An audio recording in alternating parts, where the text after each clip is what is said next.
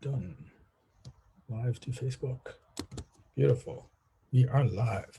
Welcome to Rewriting Reality, a breakthrough show extra. And I am Shiraz. I am the host. We have, oh, what happened to the dog? He's got me the rest of the stairs. Okay. Now he's trying to jump off the bed. My dog is having problems navigating stairs today. Do you want off the bed? 1 second, people.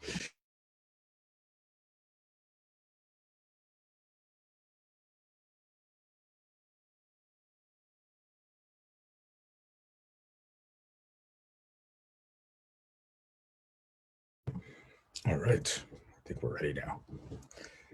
Oh, good. Got quite a few people signing on. This should be fun. So, I am a reality shifting. Ooh, wow, there's some reactions going. I'll explain the coughing in a second. I am a reality shifting specialist, and one of the things that happens is when energy shifts around me, I tend to yawn and cough, and it feels like there's already some shifts going on for the people on the call. So this should be interesting. And in rewriting reality, there's one of two things that happens. Number one, which is not happening this week, is I have a guest and we talk about how they rewrote their reality. And I was too lazy to line someone up this month. So it's just going to be me talking, and I'll probably be working on a few people that are on the call on the Zoom. If you're on Facebook Live, their link is there. You can jump onto the Zoom call and maybe you'll get worked on. It could be fun. So what is a reality shifting specialist? I help you to, obviously shift your reality, but that comes from finding out what the beliefs and stories are that are running around in your subconscious mind and why you think that those beliefs are important. Ooh, here we go again. Ooh, why you're holding on to them. I don't usually cough this much during the intro. There's some stuff going on. So everybody creates a whole bunch of stories in their lives and plays those stories out over and over and over again. And some of them are good, some of them are bad, but most of them keep you exactly where you are now. They're creating the life you want, that maybe you don't consciously want, but the life that you've decided is good and safe and works for you. And for some people, that life is a life of expansion and growth and new possibilities. For some people, that's a life of stability and sameness, but it feels good and you're happy. And for some people, it's struggle and obstacles and lack. And it doesn't sound like that's something you'd actually want, but your mind makes up reasons why that's a good thing. So when I work with people, we touch on all those different levels, why you decide you want to be in struggle and why you decide let's just keep things the same and not create expansion, and why you decided let's create expansion, but why not do it in a bigger way so we can just keep amping it up and amping it up. And because of this, I've actually created something called the genre system. And the genre system basically determines where your energetic frequency is. And I like to do things in terms of metaphors. So you can see my book there, How to Rewrite Reality. There it is, right there. It's cool, isn't it? Okay. So the whole book is written in the metaphor of stories. So let's go back and read the chapter names. There's your backstory, your genre, your archetype, your purpose, your supporting characters, past, present, and future tense, driving the narrative, plot holes, and happily ever after. So you can see all story metaphors. And the genre is a system that I've created that goes by your energetic frequency. So you've got lower genres, where you're at a very low energetic frequency, all the way up to the higher ones. So the lowest one is tragedy. So people operate out of tragedy. Things are always going wrong. You are a victim. There's nothing you can do about it. It's just the way the world works and you have to deal with it. There's all these helplessness, useless, oppressive stories. And when you are in those stories most of the time, you are living in the tragedy genre. And in my genre scale, for my energetic scale, it goes from 0 to 100. And people living in tragedy are from 0 to 2. Right? That's where it is. And you will jump back and forth through genres throughout the day, right? Possibly even throughout an hour. But there's one default genre that you spend most of your time in. And sometimes there's a default emotion in that genre that you spend most of your time in. And that's going to determine the kind of results that you have in your life. So in that tragedy genre, the emotions you are feeling are blame, shame, guilt, hopelessness, victimhood, those kinds of just, I guess, victimhood emotions where there's nothing you can do. Above that, from 2 to 4, is the horror genre.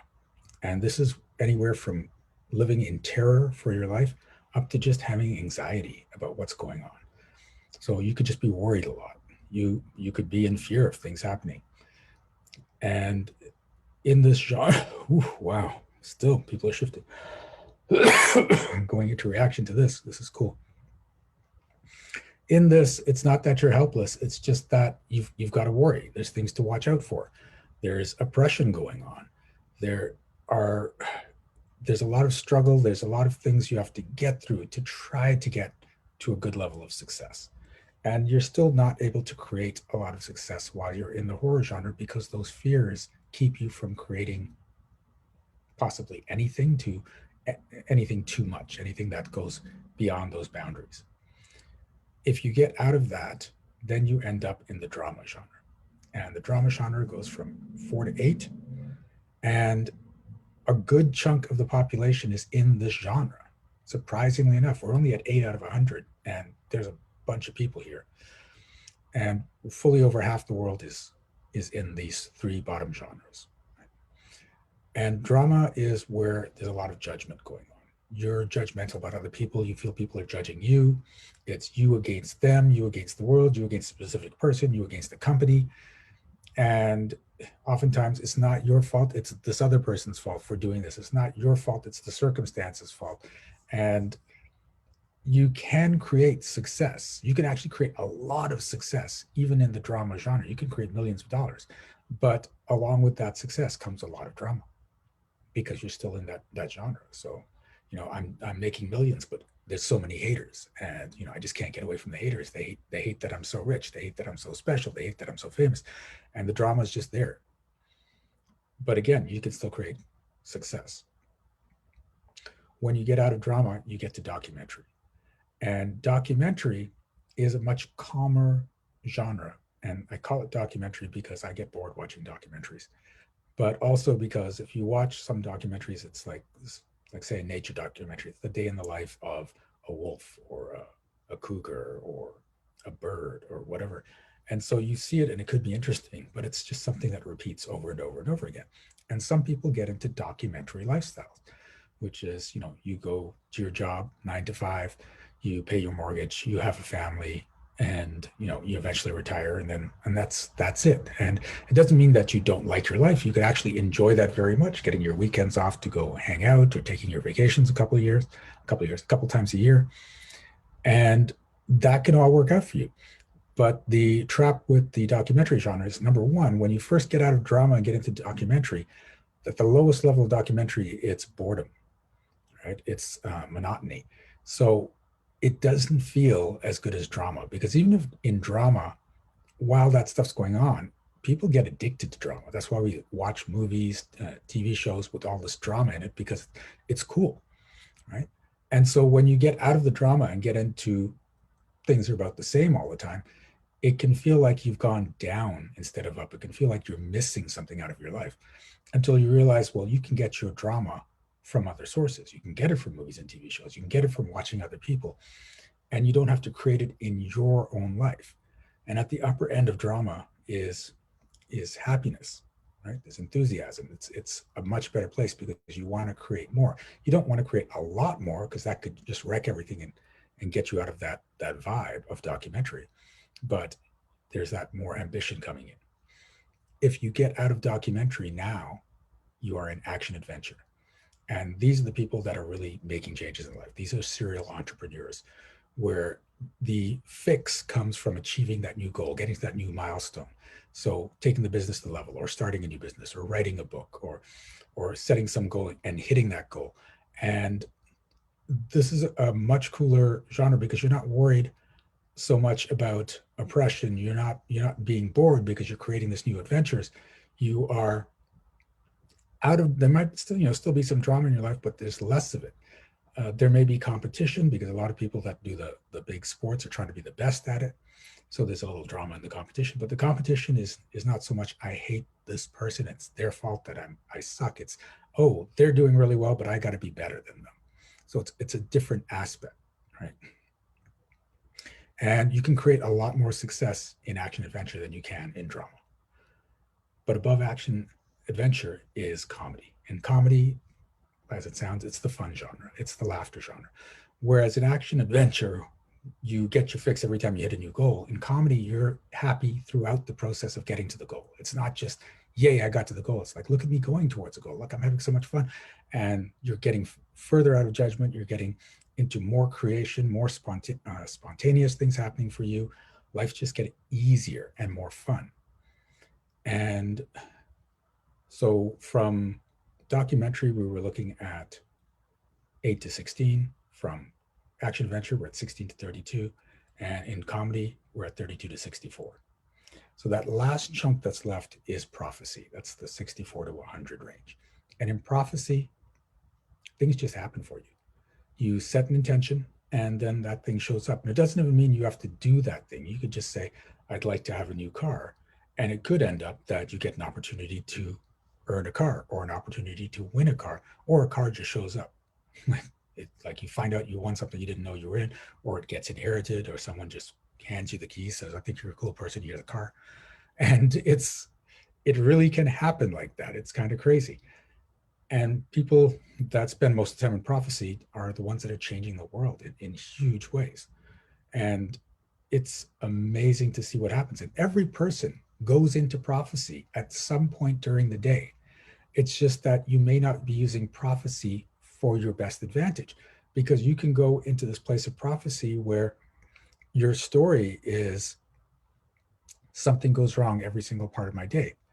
And so you slip into prophecy, you create that something that goes wrong, and then you drop back down into horror and you're like, oh my God, that thing that has the thing that always I'm worried is going to happen has now happened. And you don't realize that you went to prophecy to create it, came back to horror to enjoy that feeling of, because in every genre you're in, some part of you enjoys being in that genre. It feels safe, it feels comfortable. And my goal is to get you moving up genre by genre by genre, and to get as many people towards prophecy as possible. Now, if you only make it as far as comedy or action adventure, life's going to be good. Even in drama, you're going to get results, although there's going to be a lot of drama around those results. So my goal is to get you past that, past documentary. Action and comedy are the primary things. If you make it to prophecy, bonus. Okay. So that's what I do. And how I do it is I have conversations with you. And in these conversations, I can tell when your conscious beliefs match your unconscious beliefs. So I know whenever you're lying. And I don't care if you're lying to me, I care if you're lying to you. And you know what? I'm going to record this. I forgot to turn on the recording. Boom. There we go. It's being recorded on Facebook, but I want a copy of the clearings themselves, which are going to come up soon. Ooh, okay. So I'm going to be having these conversations with you, and we could talk about, ooh. Okay, sorry, I just want to check the comments. Hey, CK, how's it going? Hey, Jamie and Jessica. What's up, Jessica? Okay. So when we detect a lie, I'm gonna find out what is the belief of the story behind the lie. So belief is something that you just believe is, like grass is green, sky is blue. A story is something that repeats over and over in your life. It's based on a belief, but it just keeps repeating. So every time I think I'm about to make a big break, something happens and it goes bad. Or, one of my stories is, even if something looks like it's going to go wrong, somehow it turns out being great. And I love having that story. So when we get to a belief or story that doesn't work for you, I'm going to ask, are you willing to step out of that story, or are you willing to destroy that belief? If you say yes and you mean it, then it gets destroyed right in that moment. And that's kind of cool. And when it gets destroyed, there's a shift in energy, because everything is energy, including your beliefs and stories. And so when energy shifts around me, my body reacts. And as you've seen, I cough and I yawn. So there's going to be more of that coming on, even though people have already been doing some shifts during this call. There could be the people that are in the Zoom or the people on the Facebook. It doesn't matter where it is. I can just sort of sense the energy. It's kind of a cool little talent to have. It is not a gift. It is a talent. I just want to be clear about that, because I teach people how to do this. I teach people to do exactly what I do, and they get results like this. So it's just about learning the skill and using it. So, okay, so we have that, we have you saying yes to clearing the belief. There's a shift in me, there's going to be a shift in you. How things shift in you changes from person to person. So you may yawn or cough like I do. You may just feel hot or cold. You may, most common thing is to feel energy in your chest and feel sort of like a release or a movement there. But you may feel lightheaded or dizzy. You may burp. I don't know however your body wants to process it, that's going to happen. If it's really deep emotional stuff, there may be nausea. And if it's really, really deep traumatic stuff that you're releasing, you may actually throw up. It doesn't happen often. It happens once or twice a year so far. And usually not in this call. It's usually in a group intense workshop. But who knows? It may happen. So we'll see how it goes. Okay. We've got quite a few people coming on today. Cool. And I think someone that had their hand up put it down after I said that. I'm not trying to scare you. This rarely happens, but this is what goes on. Okay. Now, the cool thing is, if you are listening to me work on someone and you feel you have a similar belief, then when they say, they say yes to destroying that belief, you can say yes, and it will shift for you as well. That is the wonderful thing about working with groups. And I do my group coaching in the monthly magic program every month, and this happens for everyone. So that's going to happen really, really soon. The last thing is, if you hear me say ow, it's because you're in resistance to what we're trying to clear. So it's like you're throwing energetic daggers at me saying, stay away from that belief. I love that belief. Leave it alone. It's precious to me.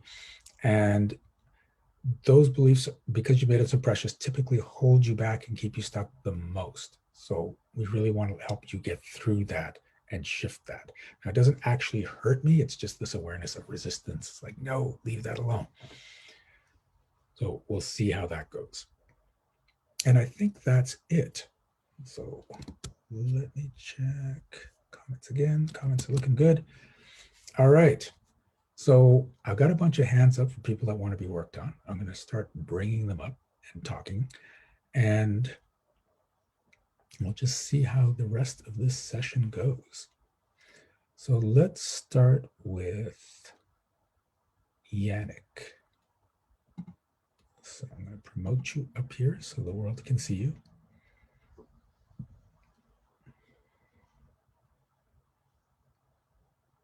There you go. Yannick, would you like to unmute and turn on your video?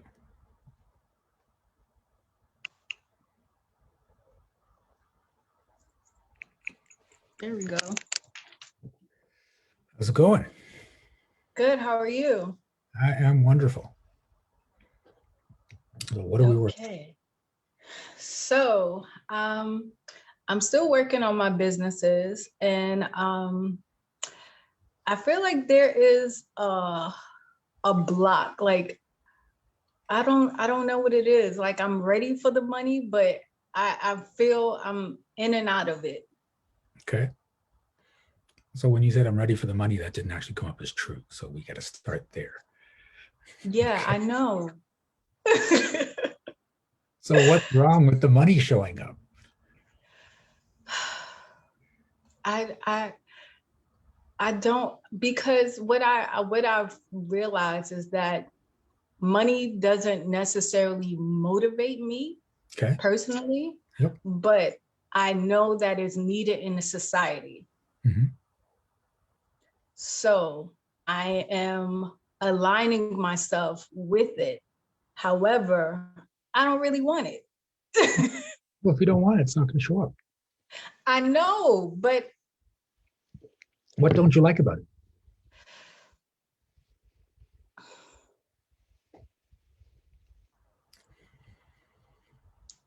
I don't know. Okay. And it's interesting that you said it's needed in a society, which on the surface looks to be true, but it's not. If you can create beyond money, you don't need money. For instance, one of my clients a couple of years ago decided that she wanted to go to Thailand. And one of the things that had been holding her back was the budget. But once we got her to a space where she's like, no, I'm going to figure it out. I'm going to go to Thailand. One of her clients said, oh my God, you're going to Thailand? I'll pay for your flight. So money was not needed to get there, right? Resources are needed, but it doesn't have to be money. Money is just a vehicle to get to the things that you want. People don't actually want money. It seems like you want money, but you just want what the money's going to get you. Yes, that's the key. That is the key. Because I'm a world traveler and I traveled to 13 different countries, and 3 of those countries I had absolutely no money. So I think that's what is the conflict for me, because I know I can do all these things without having money. Okay, so there's a certain energy in that as well. Are you trying to prove how much you can do without money? Ooh. Ooh. Ooh. Ooh. I think so. Yeah. Okay. So what if you didn't have to do that? What if you know you can do stuff without money, but why do you have to keep proving it?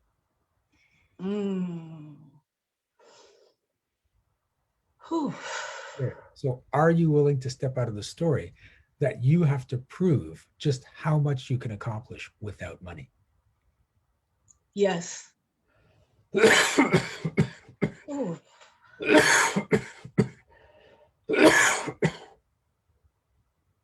Ooh.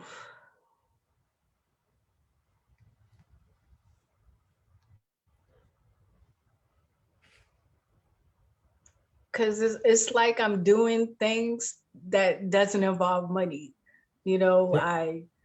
I go to the food bank to get food, so I haven't had to buy food. You know, just little things. I have a gas app on my phone, so gas is pretty much free. Mhm. And I don't know if that's causing me more good than bad. So there's nothing wrong with getting things for free. But when you're trying to prove how much you can do without money, then you're creating all sorts of restriction in your life, right? So for instance, well, this isn't my new phone. Okay, so this is my new phone. But I had an older phone and I got it when I switched to a business account on TELUS. And so for switching to that business account, I was paying less per month on my phone bill, and they threw in an iPhone 10. Right? Actually, two iPhone 10s because I had an employee as well. So, and they were what, $800. So I got two $800